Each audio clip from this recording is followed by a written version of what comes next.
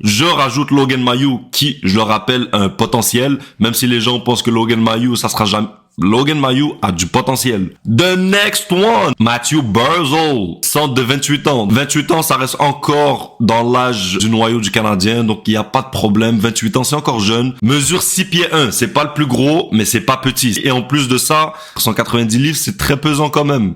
Et par-dessus tout ça, Matthew Barzal est pour moi l'un des meilleurs patineurs de la Ligue nationale. Quand on regarde son contrat à 5 ans, 9,1 millions par année. 5 ans, c'est très bon parce que son contrat va finir à 33-34 ans. 9,1 millions par année, je trouve ça quand même beaucoup pour un Matthew Barzal, quoique c'est un joueur de 1 point par match normalement. Aujourd'hui, quand tu regardes dans la Ligue nationale, 9,1 millions, c'est à peu près ça pour un joueur de 1 point par match. Le problème avec Matthew Barzal, c'est que Mathieu Darche vient d'être embauché comme directeur général des Islanders.